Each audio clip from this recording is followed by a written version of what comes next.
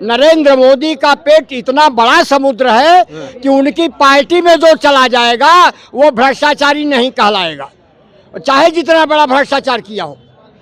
बुरा जो देखन मैं चला, बुरा न मिलिया कोई, जो दिल ढूंढो अपनों से बड़ा बुरा न कोई। नरेंद्र मोदी से ज़्यादा कोई बड़ा बुरा नहीं है इस देश में। इस देश की जड़ों को दीमक की तरीके से खा रहा है, मैं आपको बता रहा हूँ। और ये मैं 2021 में 7 अगस्त को पहली बार जब मैंने बोला था मीडिया में, तब भी मैंने ये बात कही थी और मेरी बात बिल्कुल सही साबित हो रही है। आप समझ लीजिए कि चीन का आदमी घुस के आपके प्रदेश का नाम बदले, शहरों के नाम बदले, नदियों के नाम बोले, इससे ज़्यादा शर्मनाक क्या होगा। तो इसलिए मोदी वॉशिंग पाउडर निर्मा जो भी विपक्ष से आएगा और बीजेपी में धुल जाएगा, फिर उसको उसी जगह टांग दिया जाएगा। अगर सही होगा तो रखेंगे, नहीं तो ईडी सीबीआई लगा के वहाँ ससुराल भेज देंगे। नमस्कार दोस्तों, 2024 के चुनाव का अब सिलसिला चालू हो चुका है और अब देख रहे होंगे देश के अंदर कोई नेता इधर, कोई नेता उधर, कोई इधर, कोई उधर। कोई नेता का भरोसा नहीं है इस वक्त, कौन सी पार्टी में चला जाए, कौन से दल के अंदर अपना शामिल हो जाए। उसी को लेकर हम जनता जानने की कोशिश करेंगे कि जो नेता कल प्रधानमंत्री मोदी जी के खिलाफ ट्वीट को रिट्वीट करता है और कहता है कि प्रधानमंत्री मोदी जी बिल्कुल नाकाम हैं, नाकारा हैं, आज वो सुबह उठता है और कहता है कि मुझे सपना दिखाई दिया और मैं भारतीय जनता पार्टी ज्वाइन कर रहा हूँ। तो ऐसे नेता पर आप कितना भरोसा करते हैं और चुनाव पे क्या फ़र्क पड़ेगा? देखिए, दो तरह के नेताओं पर तो मैं कोई भरोसा नहीं करता। एक नरेंद्र मोदी पर और एक जो रोज़ दल बदले, रोज़ का दल बदल। नरेंद्र मोदी जी तो एक ही पार्टी में है। बता रहा हूँ आपको मैं बता रहा हूँ, मैं कैटेगरी की बात किया हूँ। नरेंद्र मोदी जी जितना बोल रहे हैं उतना कोई, अब नरेंद्र मोदी का यदि जवाब दिया जाए तो इतना बड़ा जवाब है कि अब उसको तो लोग छापेंगे नहीं, वो तो केवल उन्हीं की बात कहेंगे। तो मेरे कहने का मतलब, नरेंद्र मोदी जी का पेट, हाँ, नरेंद्र मोदी जी का जो पेट है वो समुद्र से भी गहरा पेट है। हाँ, समुद्र से भी गहरा। क्या लॉजिक है? मैं बता रहा हूँ ना, हमसे सुनिए, मैं बता रहा हूँ। इसलिए कि नरेंद्र मोदी का पेट एक समुद्र है, उस समुद्र में जितने भ्रष्टाचारी हैं सब समाहित हो जाएंगे। मुझे उम्मीद थी आप ऐसे ही कहेंगे।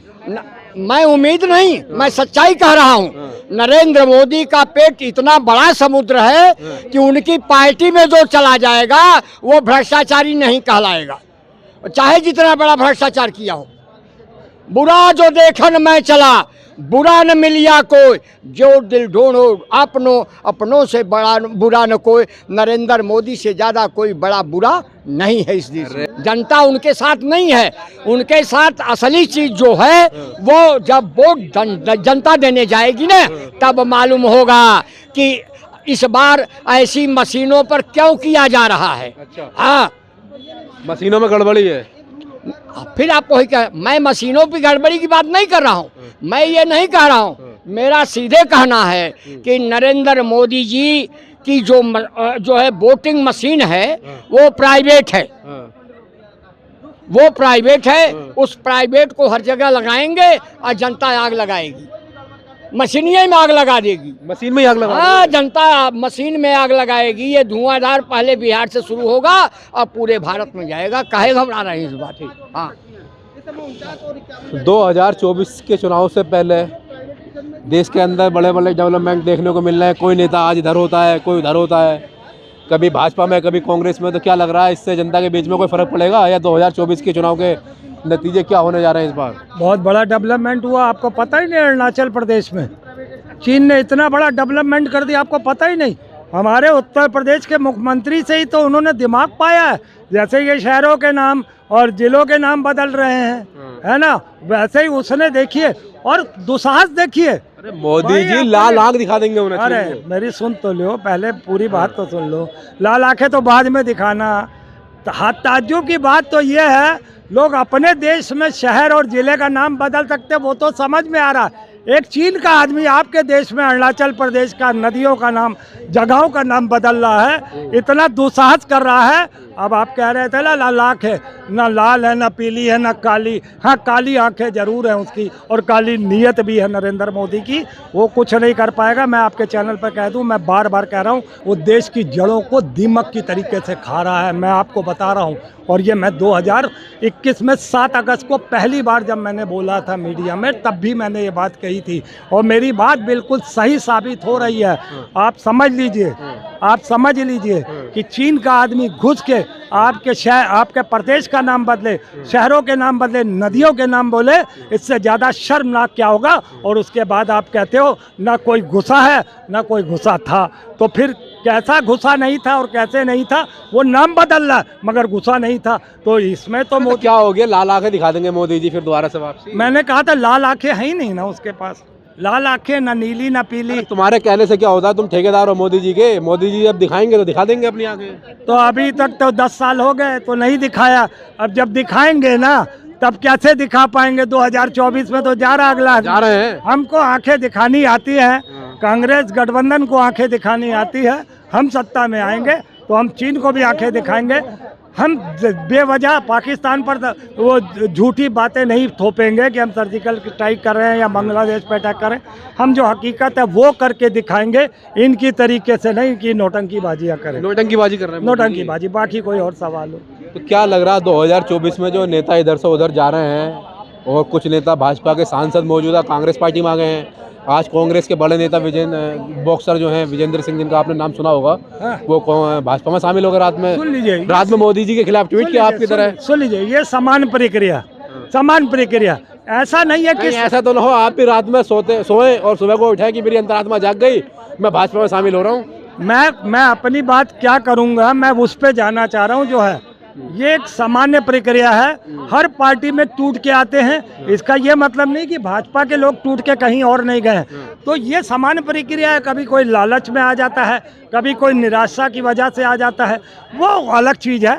नतीजे जो चुनाव लड़ेगा वो जीत हार के नतीजे तय करेंगे। कौन इधर आ रहा है कौन उधर जा रहा है, ये इससे कोई फर्क नहीं पड़ता। क्या लग रहा है भाई साहब, 2024 के चुनाव से पहले जो देश के अंदर नए नए मुद्दे आ रहे हैं, क्या कहते हैं, कोई नेता भारतीय जनता पार्टी में शामिल हो रहा है, कोई कांग्रेस पार्टी में शामिल हो रहा है, तो देखिए मोदी वॉशिंग पाउडर निर्मा, उनकी एक कंपनी खुल गई है। एक पाकिस्तान का जिन्ना था जो अपने देशवासियों को कटोरा पकड़ा दिया, आज आटे की भीख मांग रहे हैं। एक प्रधानमंत्री भारत का नरेंद्र मोदी है जो जिन्ना मोदी कहा जाता है, वो आज हमारे देश को कटोरा पकड़ा दिया, देश की जनता भीख मांग रही। तो इसलिए मोदी वॉशिंग पाउडर निर्मा है, जो भी विपक्ष से आएगा और बीजेपी में धुल जाएगा, फिर उसको उसी जगह टांग दिया जाएगा। अगर सही होगा तो रखेंगे, नहीं तो ईडी सीबीआई लगा के वहाँ ससुराल भेज देंगे। ये मोदी जी का वो है। अच्छा, एक ईडी की रिपोर्ट आई है, 25 नेताओं के ऊपर ईडी का छापे पड़े थे, जिसमें 23 लोगों ने भारतीय जनता पार्टी ज्वाइन कर ली है, तो उनके ऊपर से ईडी के केस खत्म हो गए हैं। तो क्या ईडी का प्रचार जो है, वो ईडी का जो काम है, वो काम काज छोड़कर वो भारतीय जनता पार्टी के अंदर शामिल करवाने के लिए उसका काम हो रहा है क्या? देखिए, विपक्ष के जो भी पार्टी के नेता गए हैं, या तो उनकी मजबूरी संबंध से है या क्योंकि जो मुकदमे उसका डर है। तो कहीं ना कहीं ये सरकार डरा कर फिर बाद में अपनी तरफ कर लेती है, और जब देखती है कोई काम का नहीं, कहती किनारे हटो, तुम्हारा कोई काम नहीं। और मोदी जी ये सिर्फ ईडी और सीबीआई का डर दिखा के विपक्ष पार्टी के नेताओं को तोड़ने का काम कर रहे हैं। ये चाह रहे हैं इनको डर दिखाओ और अपना मेहमान बनाओ। और ये मोदी जी भूल जाए कि जो भारतीय जो सपा छोड़ के जा रहे हैं, जो कांग्रेस छोड़ के जा रहे हैं, वो सपा ही को वोट देंगे और काम करेंगे भारतीय जनता पार्टी के लिए। क्या लग रहा है 2024 में भाई साहब आपको? 24 में ईडी का डर, मतलब ईडी का ही खेल चलेगा कि सारा? भैया वो समझो एक तरह से इलेक्शन कमीशन ही है, एक तरह से ईडी को इसी कर दो बस। इलेक्शन कमीशन तो एक आजाद बॉडी है, ईडी को इंडिपेंडेंट बॉडी है वो। ईडी को इसी कर दो बस, इलेक्शन कमीशन हो गया। अच्छा, हाँ, उसी का डर है। अभी आपने ही नाम गिना है कि कितने लोग ईडी के छापे 25 लोगों पे 25 बीजेपी पे कितने को पे पड़े? 23 चले गए। बीजेपी पे कितने पड़े? वो तो आंकड़ा ही नहीं आया ना, वो तो आंकड़ा ये आया कि 25 पे छापे पड़े और 23 लोग भाजपा में चले गए। अब बीजेपी पे अगर छापे पड़ते तो कितने जाते? वो तो कांग्रेस पार्टी की सरकार होगी तो वो तो सीबीआई की तरह तोता काम करता था, अब ईडी काम कर रही है। अरे तो वही तो चीज है कि 23 चलेगा, मतलब डर की राजनीति चल रही है इस समय। लोगों को डराओ। आप भी यहाँ पे आज डिबेट कर रहे हो, नहीं तो आप दारुल सफा पे करते थे। ये डर ही तो है। तो जगह बदलती रहनी अरे चाहिए ये ना। डर ही तो है, जगह नहीं बदलती है, हालात बदल जाते हैं। आप वहाँ जाके डिबेट करोगे इस मामलों में, आपको भी पुलिस उठाएगी, हमको भी उठाएगी। हमारा खुद का डर है कि हम यहाँ के डिबेट कर रहे हैं। अच्छा। हाँ, नहीं तो आज से वहीं मुलाकात होती थी। तो ये डर को इन्होंने राजनीति का एक स्टंट बना दिया है। अच्छा। तो 2024 में जनता परिवर्तन ही चाहती है। इस सर्वे के हिसाब से अगर देखा जाए तो राहुल गांधी के पक्ष में जो सी वोटर सर्वे होता है 79% वोट गए हैं। अच्छा, सी वोटर सर्वे को आप सही मानने लगे? चाहे लल्लन टॉप हो, आपका आज तक वाला लल्लन टॉप हो, चाहे आपका क्या कहते हैं इंडिया न्यूज़ हो, 2-3 सर्वे ऐसे हैं बड़े बड़े न्यूज़ चैनल के जिसमें क्या कहते हैं ई वोटर सर्वे में आपका राहुल गांधी प्रथम श्रेणी पे है, प्रधानमंत्री दावेदार। अब वो बाद में खेला हो, वो कुछ भी हो, तो उसके बारे में कहा जा सकता नहीं है बिल्कुल भी। क्या लग रहा है पंडित जी 2024 के चुनाव को लेकर? आप तो कांग्रेस पार्टी के मतलब थोड़ा सा प्रत्याशी भाग गए भाजपा में। अरे ज़्यादा नहीं बोलेंगे। अरे कोई ऐसी बात नहीं है, जहाँ जिसको लाभ मिल रहा है वहाँ जाने की कोशिश कर रहा है और जाना भी चाहिए। स्वार्थ लागे करें सब मतलब प्रीति, जमीर 2 कौड़ी का होना चाहिए। स्वार्थ लागे करें सब प्रीति, सुर नर मुनि जन की रीति, रामचरित मानस की चौपाई है। मैं नहीं कर रहा हूँ, गोस्वामी जी कह रहे हैं। अब तो ईडी भी जो है परेशान हो गई है भाजपा सरकार से। अभी संजय धोते धोते परेशान हो गई क्या? संजय सिंह के मानुस ने कह दिया साहब अब इनको पूछने की कोई जरूरत नहीं, इनको छोड़ दो। और 6 महीना बंद रखी रही। जब उनसे पूछने का सवाल ही नहीं था, उनके पास कोई आरोप नहीं था, तो छोड़ा क्यों नहीं ईडी ने? कोर्ट में जाके कह रहे साहब हम नहीं पूछ सकते, अब इनके पास कुछ मिला उला है नहीं, अब इनको रखने की हमें जरूरत नहीं, छोड़ देना चाहिए। तो अब तो ईडी भी संकेत दे रही है कि सब जबरदस्ती हमसे कराया जा रहा है। तो हम नहीं सत्ता परिवर्तन की आहट तो नहीं लग गई उन्हें? बिल्कुल, हमको तो ऐसा ही लग रहा है कि लग गई है उनको। 2024 के चुनाव चल रहे हैं और 2024 के चुनाव में आपको क्या लग रहा है देश के अंदर जो मुद्दे चल रहे हैं? एक तरफ प्रधानमंत्री मोदी जी हैं जो कह रहे हैं कि 400 पार दीजिए और देश के वो विकसित राष्ट्र बनाने की तरफ हम अग्रसर होंगे, और कुछ जो संविधान के अंदर कुछ धाराएं हैं उनको ख़त्म करने की भी ज़रूरत है। ऐसा भारतीय जनता पार्टी के जो प्रत्याशी हैं चुनाव लड़ रहे हैं वो ऐसा दावा करते हैं क्षेत्र में जाकर। और दूसरी तरफ राहुल गांधी हैं जो इंडिया गठबंधन को लीड कर रहे हैं, कह रहे हैं कि 30 लाख पद खाली हैं, सबसे पहले 30 लाख पद भरेंगे, फिर उसके बाद में महिलाओं को प्रतिवर्ष 1 लाख रुपए देने का भी घोषणा कर रहे हैं वो, और किसानों का MSP की भी बात कर रहे हैं। तो देश की जनता किन लोगों पर भरोसा करेगी इस बार, आपको क्या लगता है?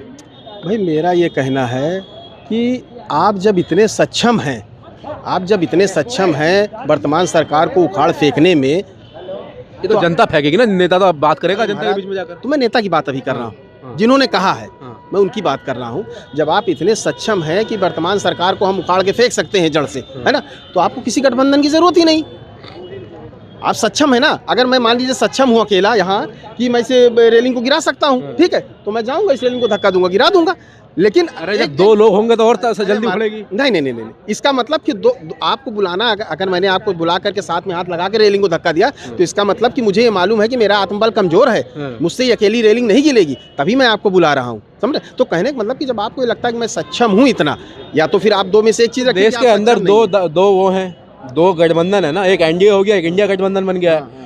एनडीए के अंदर लगभग 42 से 43 पार्टी हो गई, क्योंकि 1-2 पार्टी अभी शामिल हुई हैं, उसकी मुझे जानकारी नहीं है। और इंडिया गठबंधन में 26 पार्टी हैं, तो मोदी जी के साथ तो और भी ज़्यादा पार्टी हो गई है।